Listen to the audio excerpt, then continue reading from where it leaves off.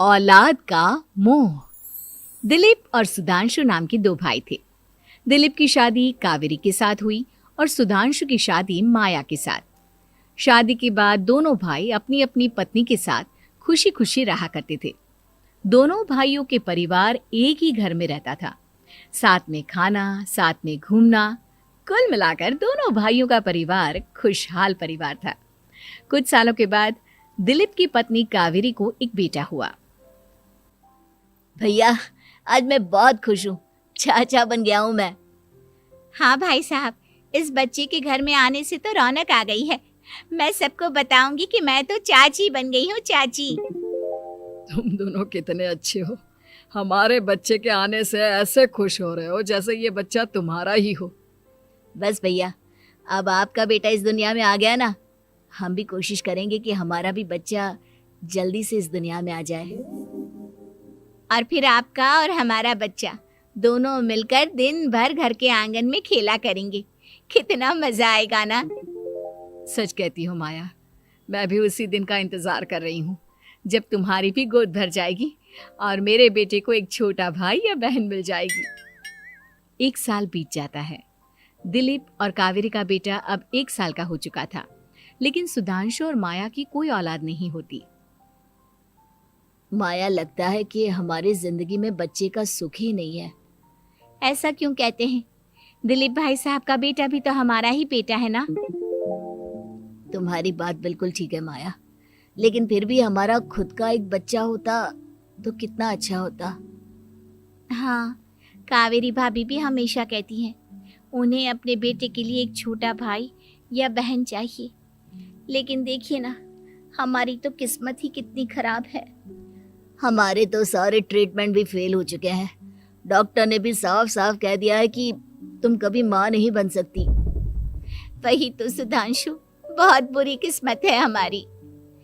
लेकिन माया, हम अपनी किस्मत को इतना क्यों कोस रहे हैं? हम दिलीप भाई साहब के बेटे को अपने बेटे की तरह ही प्यार कर सकते हैं ना। हाँ जी, बिल्कुल सच कहा। मैं भी वैसा कर सकती हूँ। चाची हूँ, उसे छोटी माँ का प्यार नहीं दूंगी क्या? कुछ दिनों के बाद दिलीप का एक दोस्त दिलीप से मिलने के लिए आता है। अरे क्या बात है दिलीप, बधाई हो बधाई। और घर तो काफी बड़ा है तुम्हारा। वैसे तुमने अपने बेटे के बारे में क्या सोचा है? भैया, और क्या सोचेंगे, बस उसे पढ़ा लिखा कर अफसर बनाएंगे, उसकी पढ़ाई पर खर्च करेंगे। अरे भाभी, आपकी तो इतनी सारी प्रॉपर्टी है, आपको किस बात की चिंता? ले देकर एक बेटा ही तो है। अरे नहीं दोस्त, तुम गलत समझ रहे हो। इस घर में मैं और मेरा छोटा भाई दोनों रहते हैं। इस घर का आधा हिस्सा मेरे छोटे भाई का है। अच्छा, कितने बच्चे हैं तुम्हारे छोटे भाई के? भैया, उनके साथ ना कुछ प्रॉब्लम है। मेरी देवरानी कभी माँ नहीं बन सकती। अरे फिर किस बात की चिंता? अरे मैं तो कहता हूँ अपने बेटे के भविष्य के बारे में सोचिए ही मत। बस ये घर उसके नाम करवा दीजिए। देखिए, आपके भाई का भी कोई बच्चा नहीं है तो सब कुछ आपके बेटे को ही मिलना चाहिए। लेकिन ऐसा करना क्या सही होगा? अगर उनका बच्चा नहीं है तो क्या हुआ? ये घर आधा उनका है, उनकी जो मर्जी है वो करे। अरे कैसी बात करते हो? उनकी कोई औलाद नहीं है, वो क्या करेंगे प्रॉपर्टी अपने नाम रखकर? हाँ, वैसे भाई साहब, आपकी बात तो बिल्कुल सही है। अब जो कुछ भी है वो हमारे बेटे का ही तो है। आखिर वही तो इस घर के वंश को आगे बढ़ाएगा। मैं कल ही देवर जी से बात करती हूँ। अगले दिन सुधांशु और माया, इधर आओ। तुम दोनों से एक बहुत जरूरी बात करनी है मुझे। बताइए ना भाभी, क्या बात है? आपको कहीं जाना है तो आप अपने बेटे को मेरे पास छोड़कर जाइए। मैं ही पूरा दिन रख लूंगी उसे। अरे नहीं माया, वो तो मुझे पता है। मैं किसी और चीज के बारे में बात करना चाहती हूँ। बताइए ना भाभी, क्या बात है? देखिए देवर जी, आपका कोई बच्चा है नहीं, लेकिन मैं जानती हूँ कि आप हमारे बेटे को अपने बेटे की तरह ही प्यार करते हैं। भाभी, बेटी की तरह नहीं, वो हमारा ही बेटा है। मेरे लिए तो वो मेरा ही बच्चा है। वही तो फिर क्यों ना ये सारी प्रॉपर्टी हम मेरे बेटे के नाम करवा दे, क्योंकि तुम्हारा हो या मेरा, हम सबका एक ही तो है बेटा। लेकिन भाभी, अभी तो वो सिर्फ 1 साल का है। अभी से प्रॉपर्टी उसके नाम करवाने का क्या मतलब है? देखिए देवर जी, जो काम जितना जल्दी हो जाए ना उतना अच्छा। आने वाले वक्त का क्या भरोसा। भाभी भरोसा क्यों नहीं, हम तो हमेशा आपके बेटे को माँ बाप की तरह ही प्यार करेंगे। हाँ, लेकिन फिर भी मैं चाहती हूँ कि ये सारी प्रॉपर्टी मेरे बेटे के नाम हो जाए। अब मुझे नहीं लगता तुम दोनों को इसमें कोई भी परेशानी होगी, है ना? भाभी वैसे तो आप जो कह रही हैं वो बहुत जल्दबाजी है, लेकिन फिर भी अगर आपको ऐसा लगता है तो ठीक है, कल ही प्रॉपर्टी के पेपर बनवा लीजिए, मैं और माया उस पर साइन कर देंगे। इस तरह से अगले दिन प्रॉपर्टी के पेपर बनवाकर सारी प्रॉपर्टी दिलीप और कावेरी के बेटे के नाम पर करवा दी जाती है। कुछ दिनों के बाद सुधांशु, सुबह सुबह ये कौन लोग आ गए हैं तुम्हारे घर पर? भैया वो ऊपर वाला कमरा खाली पड़ा था ना, सोच रहा था किराएदार रख देता हूँ। लेकिन किराएदार रखने से पहले आपने हमसे पूछा भी नहीं। भाभी इसमें आपसे पूछने वाली क्या बात थी, हमें एक ही कमरे की जरूरत थी, इसलिए सोचा दूसरा कमरा किराए पर दे देते हैं, कुछ इनकम हो जाएगी। अरे माया, ये सारी प्रॉपर्टी अब मेरे बेटे के नाम पर है और यहाँ पर जो कुछ भी होगा उसके लिए तुम्हें मेरी या दिलीप की परमिशन तो लेनी पड़ेगी ना। हाँ सुधांशु, तुम्हारी भाभी ठीक ही तो कह रही है। अब देखो, तुमने खुद अपने हाथों से ये प्रॉपर्टी हमारे बेटे के नाम की है, वह अभी बहुत छोटा है, तो इस घर से रिलेटेड सारे फैसले तुम्हें हमसे पूछ कर लेने चाहिए। भाभी हमें तो लगा था कि आप हम लोगों से बहुत प्यार करती हैं, लेकिन आप तो हमारे साथ भेदभाव करने लगी। अरे, इसमें भेदभाव करने वाली क्या बात है? और मैंने कौन सा तुमसे कुछ गलत मांग लिया? अरे ले देकर मेरा बेटा इकलौता इस पूरे वंश का वारिस है, सब कुछ उसके नाम है। तुम्हें इस बात से जलन क्यों हो रही है? भाभी माया को जलन नहीं हो रही, वो तो बस ऐसे ही कह रही थी। सब जानती हूँ मैं, इसकी खुद की तो कोई औलाद पैदा नहीं हुई, बस इसीलिए जब देखो तब मेरे बेटे पर बुरी नजर डालती रहती है। देखो माया, कावेरी तुमसे बड़ी है, वो जैसा कहती है वैसा करो।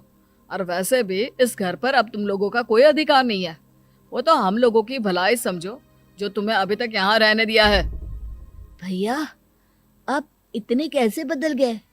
इस प्रॉपर्टी ने आपके दिल से हमारे लिए प्यार पूरी तरह खत्म कर दिया है क्या? इसी तरह वक्त बीतता जाता है और देखते देखते दिलीप और कावेरी का बेटा प्रणव 25 साल का हो जाता है और उसकी नौकरी लग जाती है। पापा आज मेरा अपॉइंटमेंट लेटर आ गया है, मैंने सिंगापुर में जॉब ज्वाइन कर ली है। लेकिन प्रणव, विदेश में नौकरी करने जाने से पहले तुम्हें कम से कम अपने मम्मी पापा से एक बार पूछना चाहिए था ना। इसमें पूछने वाली क्या बात है माँ, मैं सिंगापुर जाकर जॉब करना चाहता हूँ तो करना चाहता हूँ। देखो प्रणव, हमने तुम्हारे लिए इतनी सारी प्रॉपर्टी यहाँ पर रखी हुई है, उन सब का क्या होगा? यहाँ रहो, बिजनेस करो।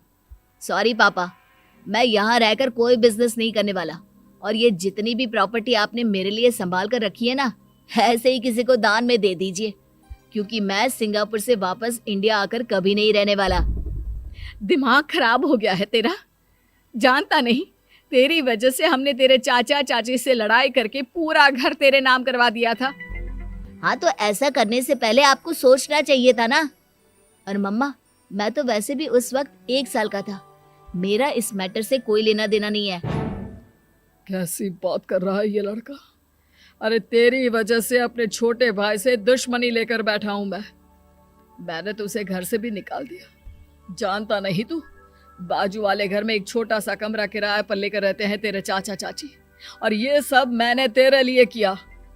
देखिए पापा, आपने जो कुछ भी किया अपने लिए किया। मैंने आपसे कब कहा था कि मुझे ये प्रॉपर्टी और घर चाहिए?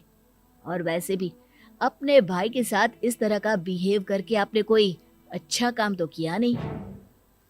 तू सही कह रहा है बेटा, हमने तेरे चक्कर में अपने छोटे भाई जैसे देवर और बहन जैसी देवरानी को इस घर से निकाल दिया। बहुत बड़ी गलती हो गई मुझसे। ठीक है मॉम, तो अब आप अपनी गलती सुधारो, लेकिन मुझे तो फॉरेन जाना है, मैं वहीं जाऊंगा। अब आगे क्या करना है ये आपका डिसीजन है। और प्रणव सिंगापुर जॉब करने के लिए चला जाता है। कुछ दिनों के बाद जब दिलीप और कावेरी को अपनी गलती का एहसास होता है तो वो सुधांशु के घर पहुंचती है। सुधांशु, माया, हमें माफ कर दो, हमसे बहुत बड़ी गलती हो गई। क्या हुआ भाभी?